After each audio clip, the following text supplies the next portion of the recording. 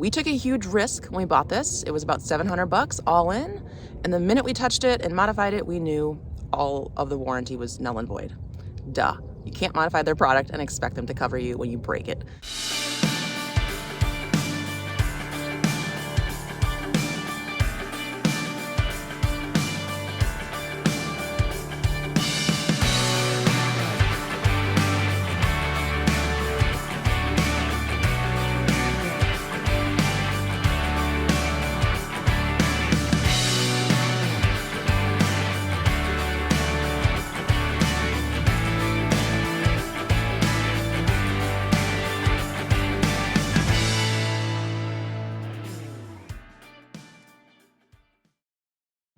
Last time aboard Freedom, Sean celebrated Christmas early this year with the long-awaited arrival of a Starlink satellite dish. Since we live on a boat and this isn't exactly made for boats yet, Sean got to work customizing Dishy into a more boat-friendly Fishy. If you missed part 1 of this project, be sure to check it out. Now it's time to get Fishy mounted and installed aboard Freedom so we can put it to the real test in a mobile application.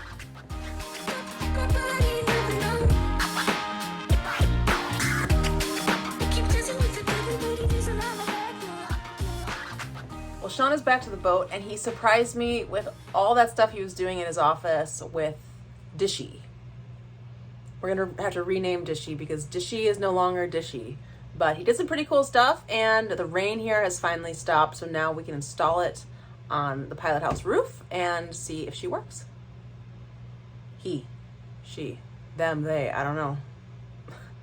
Alright, today is today that the Starlink new flat panel is getting put on the roof. So the KVH dome is coming down along with the pedestal that supports it up in the air, and we're going to drop this into the existing holes of that and bolt it on from the underside of the roof. So I'm just getting access right now to the screws.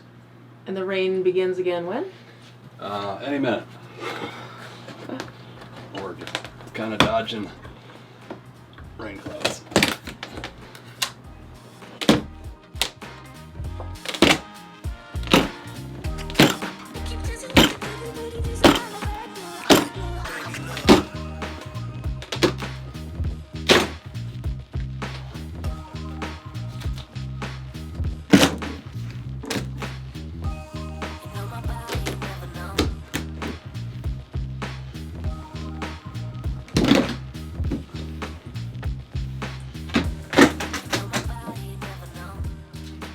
Okay, so I'm able to get at these 4 nuts that hold the pedestal on.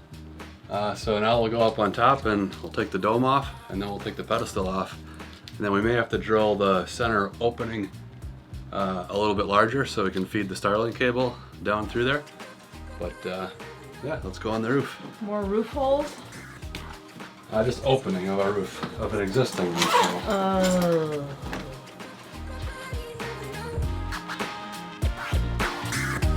I'm certainly not sad to see this go. Last I checked, service for this old satellite dome is $850 a month for 40 megabytes of data, plus an additional $56 for every additional megabyte. That's right, $56 for every additional megabyte. So basically, we're not going to miss it.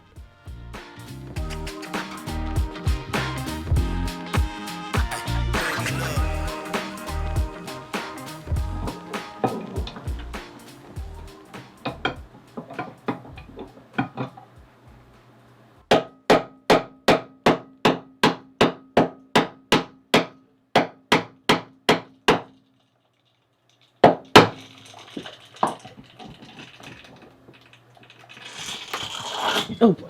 Oh my god. What? Well, it came off. I guess there's some pretty good glue gluing that to the pilot house roof. And I don't know, that sound, I thought like a bunch of water or this panel was going to come crashing down. I don't know, but I'm glad it's off. I think we have rain coming in like 30 minutes, so he's got to get a move on it. Woohoo! Just needed a little persuasion. What was the glue? What's that? What was the glue? It's probably 5200 3M. Just because Starlink is changing like every day, I'm not going to attach this with 5200 because it'll be too hard to clean. So I'm going to use butyl tape around the screws and around the outer edge of this. And so after the deck is clean and after I put butyl tape on here, we're going to take this upstairs, flip it over, and drop it onto the roof, and then we'll put nuts on the inside, and then it's mechanically installed, then we just got to wire it up. Cool.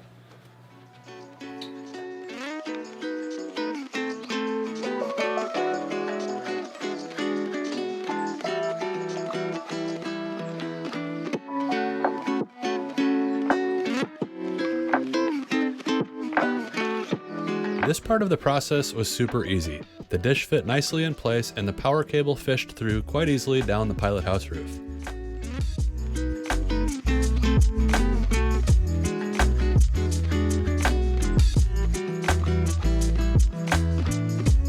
With fishy incognito, the pilot house roof looks a lot less cluttered, only housing the things we actually need when cruising and living aboard Freedom.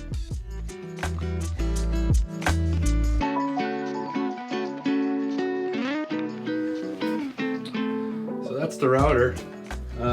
Just plugging it in to make sure everything works before I put the nuts on and draw it tight.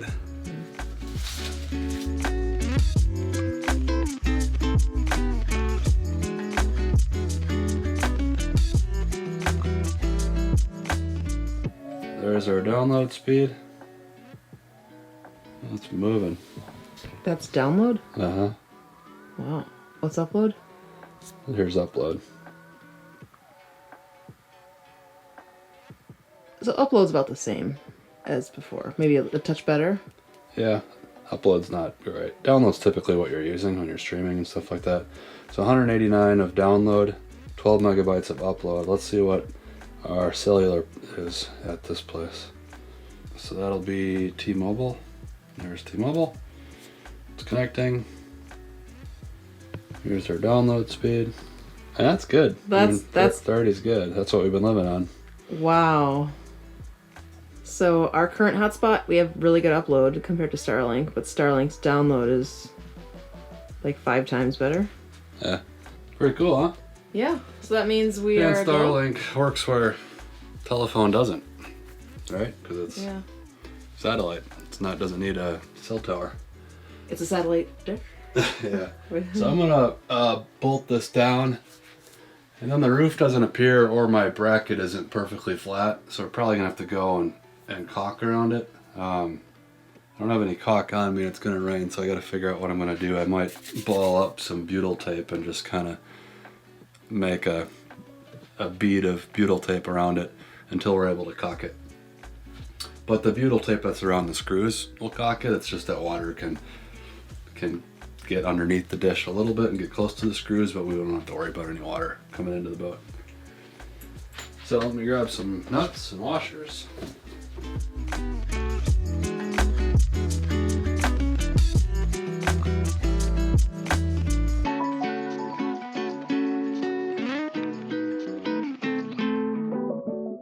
Once I secured everything on the roof, at least for today, I got to work in the pilot house, feeding the wire behind the dash and behind the steering console, before my favorite part of any project, cleaning up and putting this ship back together in ship shape.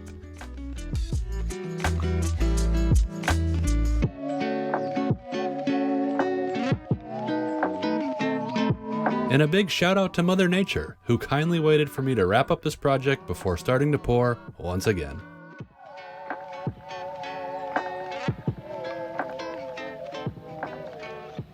So the Starlink project is done. Everything appears to be working. I like how it turned out, being very low profile on the boat. You don't see it. You don't have this dish that's moving around out in the elements. I think about 3 years ago in this exact same bay is where we installed our cell phone booster. So that's how quickly new technology is coming out and technology is changing. So that's why it was very important for us on this install to make sure we didn't add any holes to the boat so that it could easily be removed or changed as the technology evolves. We'll let you know what our experience is with it. Again, this is new to us. We haven't roamed around with it very much. The rules of Starlink are changing almost daily. They introduced a new portability rate in the last week since we've owned it. There's rules about using it in motion. I don't think they're approved by the FCC to be on any vehicle that's in motion, so we need to make sure that we unplug it when the boat is moving. Otherwise, they say they may turn your service off. Also, if you stay in one place for too long, I think up to 2 months, they may change your service address. so we probably won't use it as our primary internet at the marina.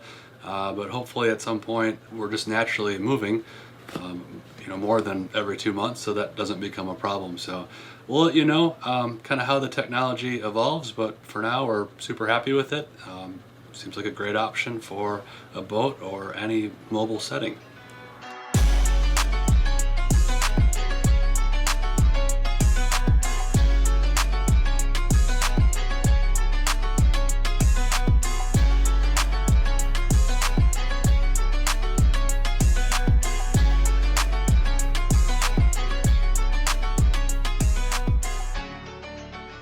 Well, fishy, our flat dishy is looking good. It's been working great.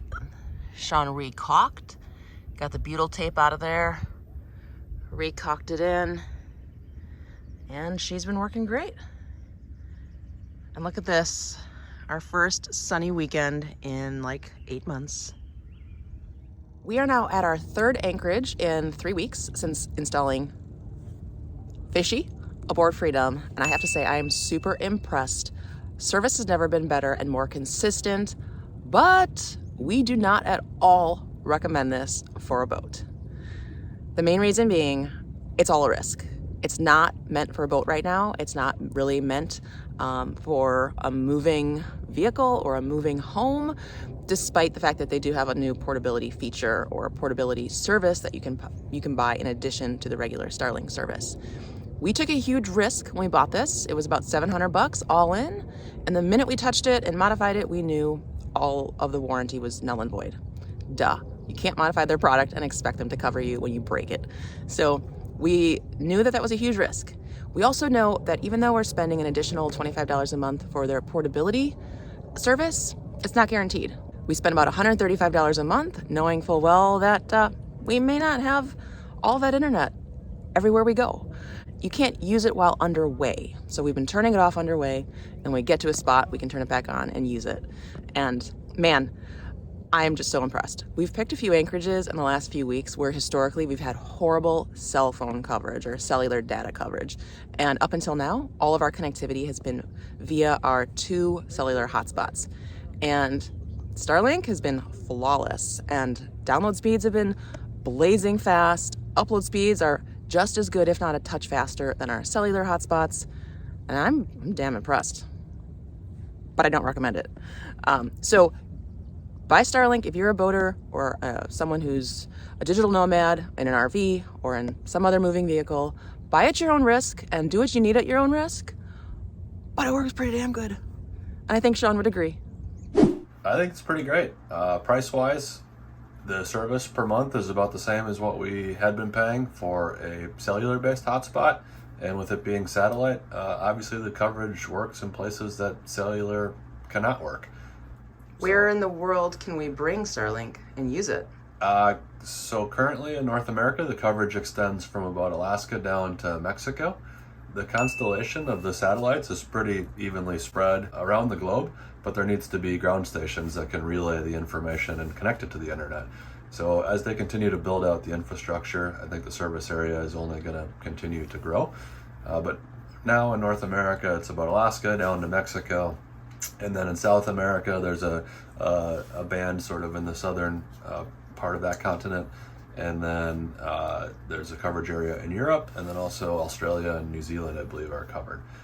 Do you think we still need to keep our hotspot, our last remaining hotspot? I think we'll keep it for a little while for redundancy, just because Starlink is kind of changing every day. Hopefully it continues to change for the better, but rather than give up that grandfathered unlimited cellular hotspot, I think we'll hold on to that plan for a few months and continue to test Starlink. If you could have a beer with Elon, what would your one request be for StarLink? My request would be that he prioritizes MV freedom on the networks, and that our data is never throttled, and that we have access and connectivity wherever we travel. And maybe he could just give it to us for free. What do you think of the Starlink, Martha? Martha? You probably get connectivity through these ears when they're out.